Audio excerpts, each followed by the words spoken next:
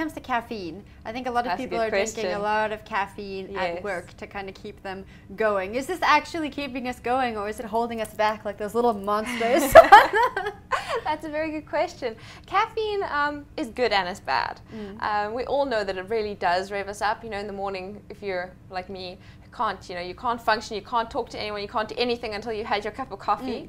Well, that's actually, again, it's a thing, it's a fact. Caffeine acts as a mental stimulant, almost like a stimulant drug would, but to a lesser degree. But it is addictive, or it can cause dependence in a similar way to addictive drugs. But as a stimulant, it revs us up, it gets us going. It actually does give us energy, but you can slump afterwards. I think in general, the pros of coffee outweigh the negatives if you stick to 2 strong cups or 3 less than strong cups a day, no more than that. So 2 to 3. Yeah. I think a lot of people watching this are like, yeah. Well, some studies have shown that if you have more than 2.5 cups of coffee, that's when the trouble happens. Health trouble, as well as addictive dependence trouble on the coffee. And as well as more of the slumping, because you need more of it just to maintain your normal energy levels. Wow. You know what I mean? Yeah. You don't want to get to that point. You want to be at the point where it still at least helps you get going, rather than you need it just to be normal. You know what I mean? What kind of health problems arise with too much coffee drinking? Well, it's high blood pressure, which puts strain on the heart. This would be the main things. It's got a lot of health benefits as well, but those peak at around. Actually, depends on the person. It can go up to even 5 cups a day, but wow. Yeah, but it also depends on the strength you're having, and then it also depends on what, if you're elderly or a child, then the cons outweigh the pros. If you're pregnant or breastfeeding, the cons outweigh the pros. You know, you shouldn't really have more than 1 or 2, maximum 3 cups a day. So yeah, and then tea also is a source of caffeine. Chocolate's a source of caffeine.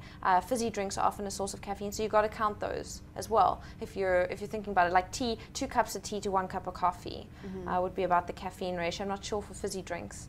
But aim for no more than 150, let's say 200 milligrams of caffeine a day. Okay. So if you check on the side of your I don't know, the processed foods and stuff, then that will help. Just try and keep it down. So if you know you're having like Coke or Coke Zero or something like that, and you might be having chocolate in the day, then maybe try and rather stick to 1 cup of coffee a day. You know what I mean? Yeah. Now, what about energy drinks? Energy drinks are also high in caffeine, and they are high in fast-release carbohydrates. Okay. So the reason why they will give you instant energy is because the carbohydrates get released instantaneously, basically, once they get absorbed, and they give you the energy to run off. But the problem with fast-release carbohydrates as well is that it causes you to slump.